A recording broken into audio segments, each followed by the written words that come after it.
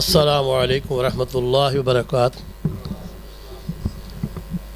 الحمد للہ الذی لم يتخذ ولدا ولم يكن له شریک فی الملک ولم يكن له ولی من الذل وکبرہ تکبیرا۔ بسم اللہ الرحمن الرحیم وبالوالدین احسانا وذی القربى والیتامی والمساکین۔ میرے پیارے دوستوں اور ساتھیوں، اللہ رب العالمین کا احسان عظیم ہے جس مالک کائنات نے مجھے اور آپ کو ایک پاکیزہ مجلس میں بیٹھنے کی توفیق دی ہے۔ ہمارے بزرگ کراچی سے آئے ہوئے مہمان، میرا خیال ہے ان کے خطاب کے بعد کانفرنس کلوز ہو جانی چاہیے تھی۔ جو انہوں نے واعظ و نصیحت فرمائی، اتنا لمبا سفر کر کے آئیں، اللہ رب العالمین ان کی عمر میں، ان کے عمل میں برکت عطا فرمائے، اور ان کا یہاں آنا اللہ اپنی بارگاہ میں قبول و منظور فرمائے۔ محترم، بہت ٹائم تھوڑا ملا ہے، میں نے قرآن کی آیت آپ کے سامنے تلاوت کی۔ ہر خطیب، ہر مقرر اپنے اپنے انداز میں گفتگو کرتا ہے، واقعات سب وہی ہیں پرانے۔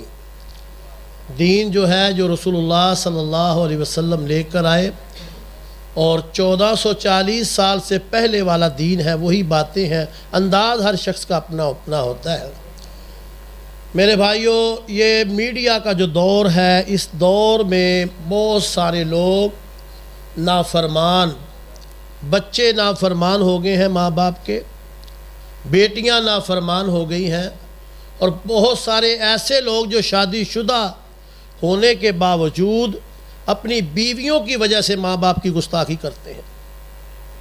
اللہ میرے سمیت اللہ سب کو ہدایت عطا فرما دے۔ جن کے ماں باپ زندہ ہیں، اللہ رب العالمین ان کو صحت والی، ایمان والی، تندرستی والی عمر عطا فرمائے، اور جن کے ماں باپ فوت ہو چکے ہیں، اللہ ان کی بخشش فرمائے، ان کی قبروں کو اپنی رحمت سے منور کر دے۔ حضرت انس بن مالک رضی اللہ تعالیٰ نے فرماتے ہیں، میں صرف ایک بات یہ اور ایک واقعہ اور سناؤں گا، اپنی بات کو ختم کر دوں گا انشاءاللہ۔ وہ فرماتے ہیں کہ رسول اللہ صلی اللہ علیہ وآلہ وسلم نے فرمایا، جو شخص ماں باپ کی خدمت کرتا ہے، ماں باپ کی عزت کرتا ہے، اللہ رب العالمین ایک تو اس کی عمر میں برکت عطا کر دیتے ہیں، اور دوسرا اللہ اس کے رزق کو بڑھا دیتے ہیں۔ ماں جو ہے وہ ہمیشہ اپنے بیٹے کے لیے، اپنی اولاد کے لیے رحمت اور برکت کی دعا کرتی ہے۔ جہاں اللہ رب العالمین نے یہ فرمایا کہ ماں جو ہے اس کے پاؤں کے نیچے جنت ہے، اور اللہ نے باپ کو جنت کا دروازہ بنا دیا ہے۔ یہ دونوں عزت والے ہیں، دونوں مقدم ہیں۔ رب کائنات کی قسم اٹھا کر کہتا ہوں، میرا اور آپ کا وجود اس دنیا میں ایسے نہیں آیا، ہمارے ماں باپ کی وجہ سے آیا ہے۔ اور ہم لوگ کیا کرتے ہیں؟ بیویوں کی وجہ سے ماں باپ کی گستاخی کرتے ہیں، ماں باپ کی نافرمانی کر جاتے ہیں۔ آؤ میں آپ کو ایک واقعہ سنا کے اپنی بات کو ختم کرتا ہوں۔ میرے محترم شیخ عبدالحق حقانی حافظہ اللہ تعالی، یہ ان کی طبیعت ٹھیک نہیں ہے، پورے ہفتے سے میں ان کو دیکھ رہا ہوں، مسلسل پروگراموں پہ جا رہے ہیں۔ اللہ ان کو اسی طرح پروگراموں میں جانے کی توفیق دے، اور ان کو شفاء کاملہ عاجلہ عطا فرما دے۔ نبی صلی اللہ علیہ وسلم کا بہت عظیم اور عالی شان آپ کو فرمان سنانے لگا ہوں۔ آپ نے بہت دفعہ سنا ہوگا، مگر آپ کے ذہنوں سے نکل گیا۔ میرے پیغمبر علیہ السلام کے پاس مراد رسول اللہ سیدنا عمر بن خطاب رضی اللہ تعالیٰ عنہ بیٹھے ہوئے ہیں۔ آپ نے فرمایا، عمر، اگر تیری اویس کرنی سے ملاقات ہو جائے، اس سے دعا کروانا۔ میری بات کو توجہ سے سننا میرے محترم بھائیوں۔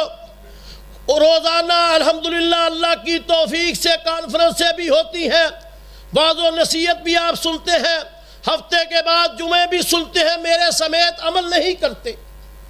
عمل سے ہم لوگ خالی ہیں، اللہ ہمیں عمل کرنے کی توفیق عطا فرما دے۔ آپ نے فرمایا، عمر، جب تیری ملاقات اویس کرنی سے ہو جائے، اس سے اپنے لیے دعا کروانا۔ آپ نے یہ بات فرمائی عمر بن خطاب رضی اللہ تعالیٰ عنہ کو 1,44,000 کم و پیش صحابہ و صحابیات رسول اللہ صلی اللہ علیہ وسلم کے مرید بنے، غلام بنے. میرے پیغمبر نے کسی کے لیے دعا نہیں فرمائی سوائے عمر کے. اللہ سے عمر کو مانگا، اے اللہ مجھے عمر بن خطاب یا عمر بن حشام دے دے جو تجھے دونوں میں محبوب ہے. عمر بن خطاب اور عمر بن حشام. عمر بن حشام ابو جہل کا نام ہے. فرمایا اللہ دونوں میں جو تجھے محبوب ہے. اس میرے پیغمبر کی بات سے ثابت یہ ہوا اللہ رب العالمین بھی اپنے پیغمبر کے صحابی سیدنا عمر سے محبت کرتے تھے. اللہ کو یہ محبوب تھا. اللہ نے ان کو ہدایت عطا کر دی، اسلام کی دولت سے مالا مال کر دیا. عمر کے آنے سے پہلے بیت اللہ کے دروازے بند تھے. صحابہ نمازیں چھپ کر پڑھتے تھے حضرت ارقم کے گھر میں، دار ارقم میں. عمر کے آنے کی وجہ سے اللہ نے اسلام کو عزت دے دی، اسلام کو برکتوں سے نازل کر دیا. اور میرے پیغمبر کی بیت اللہ میں نمازیں شروع ہوئی، اس وقت سے لے کر آج تک بیت اللہ کا دروازہ بند نہیں ہوا اللہ کے فضل سے. اتنا عظیم صحابی رسول، آپ اس کو فرما رہے ہیں کہ تیری ملاقات اویس کرنی سے ہو جائے تو اپنے لیے دعا کروانا. میرے پیغمبر اس دنیا سے چلے گئے. ابو بکر صدیق کی خلافت آئی. صدیق کی خلافت کے بعد سیدنا صدیق اکبر بھی اس دنیا سے چلے گئے. سیدنا عمر فاروق کی دورہ خلافت آئی، امیر المسلمین بن گئے، خلیفۃ المسلمین بن گئے. 22 لاکھ مربع زمین کے مالک بن گئے. سبحان اللہ. وقت آیا میرے پیغمبر کی بات کو نہیں بھولے کہ میرے محبوب پیغمبر نے حکم دیا تھا، اے عمر بن خطاب تو نے اویس کرنی سے دعا کروانی ہے. میرے پاک پیغمبر کے یہ صحابی خلیفۃ المسلمین، امیر المسلمین، امامت کا جبہ پہنے ہوئے، خلافت کا جبہ پہنے ہوئے مکے سے مدینے سے چلتے ہیں مکے کے لیے اپنے پیغمبر کی اس بات کو پورا کرنے کے لیے، میرے پیغمبر علیہ السلام کے فرمان کو پورا کرنے کے لیے مدینہ طیبہ سے چلے، مکہ المکرمہ پہنچے ہیں. حج کا موقع ہے، حج کے دنوں میں آئے. میرے پیغمبر کے اس صحابی عمر بن خطاب رضی اللہ تعالیٰ عنہ میدان عرفات میں پہنچ کے لوگوں کے پاس پہنچتے ہیں، جا کر کے پوچھتے ہیں لوگوں بتاؤ تم میں کوئی ایسا قافلہ تو نہیں جو کرن سے آیا ہو؟ تم میں کرن سے آنے والا کون ہے؟ کہا وہاں پہ ہم نے قافلہ دیکھا، وہ سنا ہے کہ وہ کرن سے آئے ہیں. وہاں حضرت عمر پہنچے، ان سے جا کے پوچھا تم میں کون ہے جو کرن سے آئے ہو؟ کہا ہم کرن سے آئے ہیں. کہا تم میں ویس کرنی کون ہے؟ کہا وہ پیچھے بیٹھا ہوگا، سامان کی رکھوالی کر رہا ہوگا، کسی کا غلام بن کے آیا ہے. میرے پاک پیغمبر کا صحابی ہو یا تابعی ہو، رب کائنات کی قسم اٹھا کر کہتا ہوں میرے پیغمبر کی غلامی کی وجہ سے اللہ نے ان کو عزتوں سے مالا مال کر دیا ہے. یہ تابعی ہے، صحابی سے ملاقات ہوئی. یہ کون تھا؟ اس نے کون سا کردار ادا کیا تھا؟ ایک وقت کا حکمران ہے جس کو عمر بن خطاب کہتے ہیں، جس سے کافر ڈرتے ہیں، یہودی ڈرتے ہیں، عیسائی ڈرتے ہیں. ان کے بچے رات کو سوتے نہیں. ان کی مائیں کہتی سو جاؤ سو جاؤ، عمر آ رہا ہے. بچے ڈر گئے، تبک گئے. عمر کا نام لیا، بچوں پر غنودگی طاری ہو گئی ہے. یہ حضرت عمر بن خطاب نے پھر فرمایا تھا. ایک دن ایک ایسی جگہ سے گزرے، عمر بن خطاب وہاں کھڑے رونے لگے. خلیف ان کے ساتھ غلام ان کا ساتھ تھا. حضرت عمر زاروں کے چار روئے. یہ غلام پوچھتا ہے امیر المومنین آپ کیوں روئے ہیں؟ آپ کو کس چیز نے رلا دیا ہے؟ کہا ایک وقت تھا میں چھوٹا تھا، بکریاں چروانے کے لیے اس میدان میں اس جنگل میں آیا تھا. میرا باپ خطاب بھی میرے ساتھ تھا. میں پتے اتار رہا تھا، مجھ سے پتے صحیح نہیں اتر رہے تھے. میرے باپ نے میرے منہ پر ایک زوردار تماچا دیا. کہا عمر تیرے سے بکریاں نہیں چروائی جاتی، تو اونٹ کیسے چروائے گا؟ کہا جب سے میں نے محمد رسول اللہ کو کی غلامی کو اختیار کیا ہے، اللہ نے 22 لاکھ مربع زمین کا عمر کو حکمران بنا دیا ہے، اور کافر اس عمر کے نام سے بھی ڈرتے ہیں۔ جو پیغمبر کے ساتھ جڑ جائے اللہ اس کی بخشش بھی کر دیتے ہیں، اس پر رحمتیں بھی نازل کر دیتے ہیں، ان کے گناہوں کو بخش کے اللہ ان کو عزتوں سے مالا مال کر دیتے ہیں۔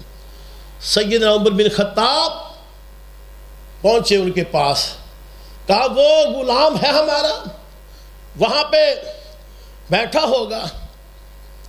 حضرت عمر نے اس کے پاس پہنچے، اویس کرنی کے پاس پہنچے، کہا تم میں اویس کون ہے؟ کہا میں اویس ہوں۔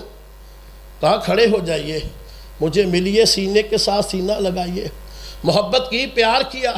کہا اے اویس کرنی میرے لیے دعا کیجئے۔ کہا آپ کون ہیں؟ کہا مجھے عمر بن خطاب کہتے ہیں، میں امیر المومنین ہوں، مسلمانوں کا خلیفہ ہوں۔ کہا آپ خلیفہ ہیں، آپ دعا کریں میرے لیے، آپ امیر المومنین ہیں، مسلمانوں کے آپ خلیفہ ہیں، منصف ہیں۔ کہا نہیں، مجھے میرے آقا محمد رسول اللہ صلی اللہ علیہ وسلم نے فرمایا تھا کہ اویس سے دعا کروانی ہے۔ فرمایا کون سا عمل تھا اویس کا؟ وہ ماں کی خدمت کرتا تھا، بڑھاپے کے اندر ماں کی خدمت گزاری کی۔ میرے پیغمبر نے فرمایا اویس کرنی نے اپنی ماں کی اتنی خدمت کی ہے کہ اللہ نے مجیب الدعوت بنا دیا، اس کو مجیب الدعوت بنا دیا کہ میرے پیغمبر علیہ السلام کا یہ تابع جو ہے، اس نے ماں کی اتنی خدمت کی ہے، جو بھی دعا کرتا تھا اللہ اس کی دعا کو رد ہی نہیں کرتا تھا۔ میرے بھائیوں، مجھے بھی اور آپ کو بھی چاہیے، ہمارے ماں باپ تو فوت ہو گئے، اللہ ان کی بخشش فرما۔ زندگی میں کبھی کا بہت دفعہ ایسا ہوا ہے، کوئی پریشانی آنی تو اپنی والدہ کو فون کرنا کہ امی جی میں بہت پریشان ہوں۔ کہا اچھا اللہ سیدھیاں پائے گا، سیدھے لوگ تھے، سادہ لوگ تھے۔ رب کعبہ کی قسم عصر کے وقت اگر فون کیا تو مغرب تک ہماری پریشانی حل ہو گئی۔ میرے بھائیوں، ماں باپ کی خدمت کیا کرو، ان کی عزت کیا کرو، ان کی دعائیں لیا کرو۔